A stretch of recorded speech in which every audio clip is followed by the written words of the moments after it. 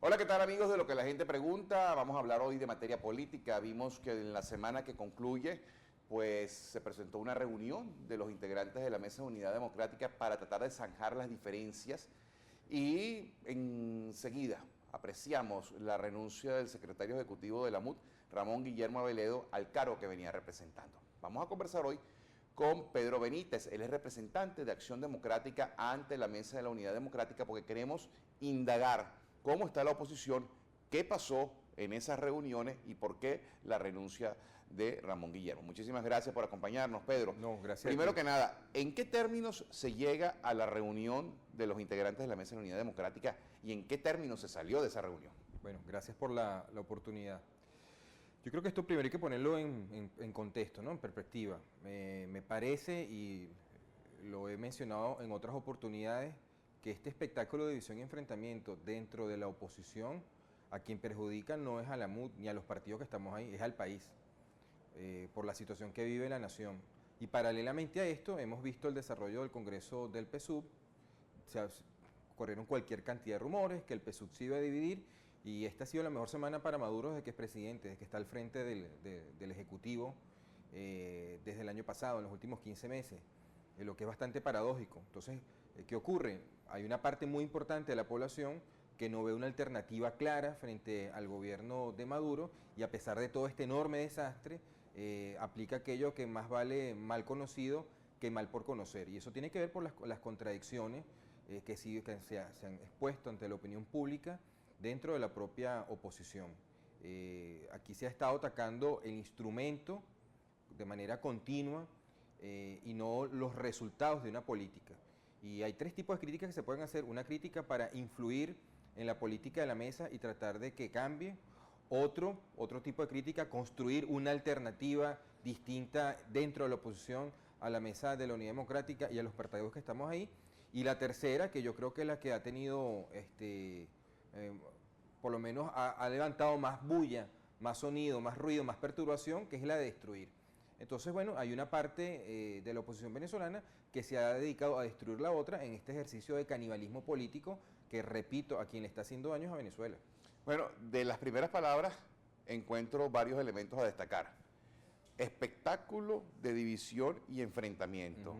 Se dieron los tres en la MUT, en esa reunión, puertas adentro, hay división, hay enfrentamiento, y concluyo con las tres alternativas que se presentaban, hay destrucción. Bueno, yo no participé en esa reunión solamente fueron los titulares de los partidos, fue el secretario general de mi partido, Acción Democrática, Henry Ramos, pero según me comentó él mismo, se retiró, no estuvo hasta el final de la reunión, en algún momento de la reunión simplemente se retiró, y Acción Democrática no tuvo representación hasta el final. Por lo tanto yo no puedo hablar de cuál fue el ambiente ni el espíritu que privó dentro de esa reunión. ¿Se retiró molesto? Bueno, no sé si se retiró molesto, pero nosotros, creo que lo puedo decir acá, en Acción Democrática, tenemos una visión muy clara de cómo deben funcionar las cosas dentro de la mesa y la actividad política. La mesa nos dimos una serie de reglas y de normas para funcionar. Con esa serie de reglas y normas elegimos nuestros candidatos a la Asamblea Nacional en el 2010, elegimos nuestro candidato presidencial que fue a las elecciones de octubre del 2012 y después en abril del 2013. Nosotros nos hemos como partido sometido a esas reglas. Para nadie es un secreto que nosotros hicimos campaña para que Capriles no fuera candidato, postulamos a Pablo Pérez, a otro candidato distinto, y muchas veces dentro de la mesa, bien sea por consulta interna o por la discusión interna, hemos perdido la discusión, y sin embargo nos hemos acatado a la decisión de la mayoría que se ha dado, repito, de acuerdo a las reglas que previamente se había acordado dentro de la mesa. Y lo que no podemos aceptar es que cuando la mesa llega a una determinada política y hay otro grupo que no está de acuerdo con esa línea política, decida continuar su política por fuera de la mesa, contribuyendo precisamente a este espectáculo de enfrentamiento. Entonces, nosotros hemos sido coherentes, me refiero a Acción Democrática, dentro de nuestra posición en la mesa. Si no hemos acatado las reglas, repito, cuando hemos perdido, hemos sido solidarios con la decisión de la mayoría, y lo que no podemos aceptar es que cuando se toman decisiones que a otro grupo no le gusten, no actúe de la misma manera. Ahora, Pedro, uno puede entender la razón de ser de la Mesa de la Unidad Democrática para determinados eventos, para determinadas coyunturas, quizás desde el punto de vista electoral, no solamente desde la perspectiva electoral, sino quizás para la elaboración de un programa de gobierno en conjunto. pero el que la vida política de las distintas organizaciones esté atada a lo que diga la mayoría de la mesa, desnaturaliza incluso la oportunidad de desenvolvimiento político de las organizaciones. ¿No es esto un defecto de la mesa o de la concepción de la mesa? Sí, podríamos decir que es un defecto. Lo que pasa es que aquí caemos en aquel dilema de hacer a lo perfecto enemigo de lo bueno. En la política no hay decisiones perfectas nunca. O sea, aquí no se trata de elegir entre lo bueno y lo malo, sino a veces de elegir entre dos bienes de igual valor o entre lo malo y lo peor. Entonces nosotros estamos en un contexto político que no podemos odiar. Tenemos al frente a un régimen que no es democrático, que permanentemente está acosando la libertad de expresión, donde no es fácil llevar una actividad política opositora, cuyo plan político, me parece que es evidente, debemos partir primero de eso, es permanecer, este grupo que está en el poder, permanecer de manera perpetua en ejercicio del gobierno y tratar de controlar todos los aspectos de la sociedad. Eso es a lo que nosotros nos estamos enfrentando. Y frente a eso hubo una demanda de los ciudadanos de la sociedad civil de unidad, y frente a esa demanda los partidos políticos tomaron esta decisión y esta política, que tiene efectos, que tiene consecuencias negativas, es cierto. Ahora hay que evaluar qué le conviene más al país. Ahora, si lo que queremos es discutir si la mesa de la Unidad Democrática es viable o no es viable, o es útil o no es útil, bueno, eso es otra cosa. Estamos totalmente abiertos a hacerlo, porque la MUD es parte de la oposición, pero no es toda la oposición. Ahora, en tus palabras encuentro varios aspectos interesantes de resaltar. Evidentemente la gente solicitó la unidad de la oposición para enfrentar al régimen o al gobierno, como lo quieras ver desde la perspectiva lingüística que quieras utilizar. Pero Pedro Benítez ha señalado, esto no es un gobierno democrático. Parte de la oposición, independientemente del tamaño que sea, considera que si tú mismo estás diciendo que esto no es un régimen democrático, no puedes utilizar como único método de lucha para enfrentártele los procesos electorales de cada 5, 6, 7 años. No ha habido aquí una contradicción o una falta de voluntad, o una falta de coraje o falta de estrategia en la oposición para que el país se sienta identificado. En la mesa de Unidad Democrática se sientan unos señores, los que están al frente de los partidos políticos, o los que representamos nuestros partidos en la unidad en distintas instancias, o sea, una serie de personas que somos civiles, que no tenemos armas. O sea, que lo único que tenemos es la oportunidad de espacios como estos, que por cierto cada día están más limitados. Estamos viendo lo que acaba de ocurrir, por ejemplo, lo que está ocurriendo en estos momentos con el Universal, que es el periódico de mayor tradición en formación de opinión pública en nuestro país de los últimos 100 años. Ahí se sientan unos señores que lo que tienen es su palabra, un lápiz o una computadora para comunicarse y para expresar. Somos civiles, esto es lo que nosotros somos, no somos gente armada. Ahora, si a la mesa no se le puede pedir que haga algo distinto a lo que la gente que está ahí puede hacer. Nuestro principal instrumento de lucha sigue siendo la vía electoral. No debe ser solamente y exclusivamente ese, pero la verdad cierta es que ese ha sido el principal instrumento de la lucha dentro de la mesa, porque ese fue el acuerdo político que se hizo y que nunca hemos ocultado. Ok, dos aspectos respecto a lo que se acaba de señalar.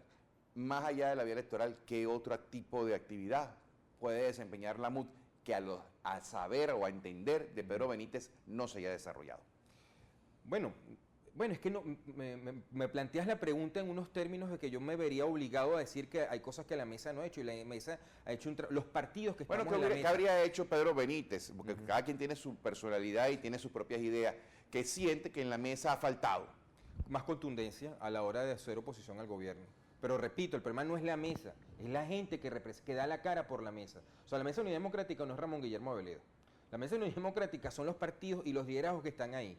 Entonces, yo veo que aquí hay una confusión en términos de opinión pública, porque se le achaca a Aveledo o a la MUD una responsabilidad que no le compete a él o a la mesa, que es el instrumento. Le compete a las personas que están sentados ahí, le compete a Henry Ramos Alú y a los que estamos con la Acción Democrática, le compete a a Roberto Enríquez, presidente de COPEI, y el equipo que lo acompaña en ese partido, le compete a Julio Borges y a Enrique Capriles en Primero Justicia, etcétera, etcétera, etcétera. A ellos son los que nosotros debemos señalar y debemos reclamarles por la política unitaria, y somos nosotros los que tenemos que justificar. ¿Qué estamos haciendo en Acción Democrática en los últimos meses? Bueno, nos hemos dedicado a refundar nuestros nuestros comités locales en todas partes del país, porque esa era nuestra principal ventaja comparativa en el pasado. Y lo estábamos haciendo con recursos muy escasos, con grandes limitaciones, pero permanentemente nos estamos dedicando a eso. El otro aspecto que quiero que conversemos, la vía electoral. Pero cada vez que viene un proceso electoral, no se ha terminado de hacer la oferta, de salir a la calle, y empiezan las denuncias, mira, que es que estoy en desventaja, que el CNE está vendido. Claro. O sea, que lo que hace es desmotivar a tus electores, pero yo voy a defender eso a capa y espada. Claro. Termina el resultado electoral, alguien gana, alguien pierde. Pero cuando pierde la mesa, nunca pierde. Me robaron, ok, este es vagabundo, no sé qué cosa, pero viene el siguiente proceso electoral, pero vota por mí.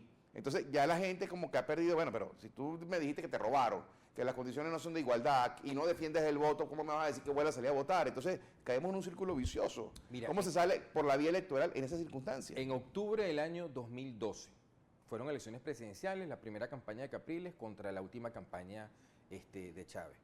Una de las estrategias que se acordó era no hablar del CNE, no hablar de ese tema porque supuestamente desmotivaba a la gente y fue un tema que se metió dentro de la campaña por debajo de la alfombra. Bueno, tuvimos los resultados que tuvimos. Esa misma noche Capriles reconoció la victoria del presidente Chávez.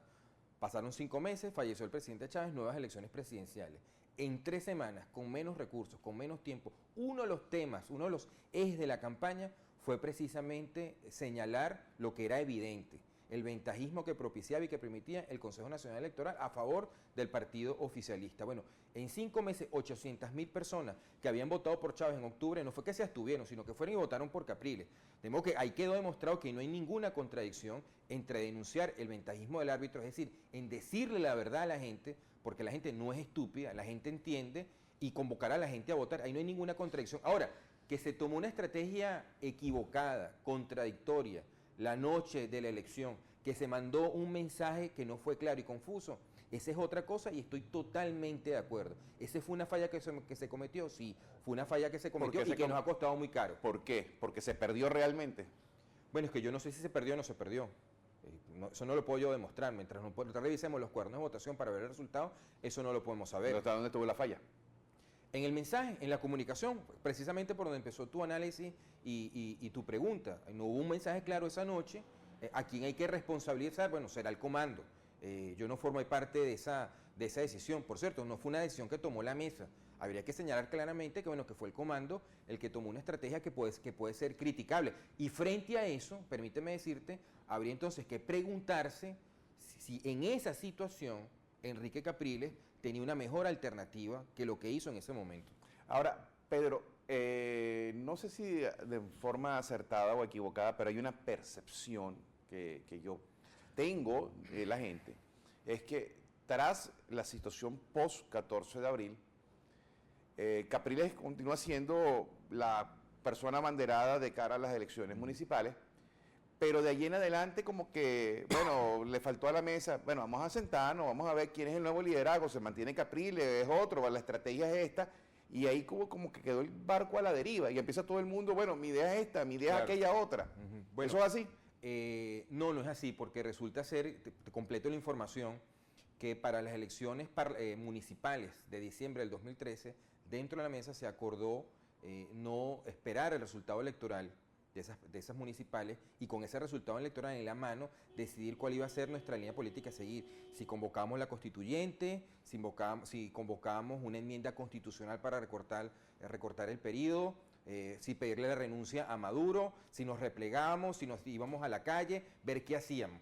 Pero la decisión que se acordó dentro de la mesa era esperar las elecciones municipales y después todos colectivamente tomar una decisión. Lamentablemente, 24 horas antes de ese proceso electoral, un grupo de partidos dentro de la mesa, sin consultarle a los demás y rompiendo el acuerdo previamente acordado, presentaron la propuesta de la constituyente.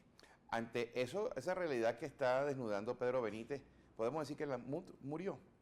O sea, la MUD lo que le queda es el nombre, pero de sentimiento, puertas adentro, y ahora con la salida de Ramón Guillermo Aveledo, ya no tiene sentido, viene una refundación, viene otra cosa o viene una disgregación. ¿Qué es lo que percibe? Bueno, en el momento que estamos conversando han pasado muy pocas horas de la renuncia Pero han pasado unos meses de diciembre para acá. Claro, o sea, pero hay que también tomar en cuenta que las protestas estudiantiles, y no tanto las protestas estudiantiles, sino la propuesta de la salida creó una distorsión en el mensaje y la estrategia de la mesa, y esos 4 o 5 meses los dirigentes de la mesa nos dedicamos fundamentalmente a darle respaldo a los estudiantes.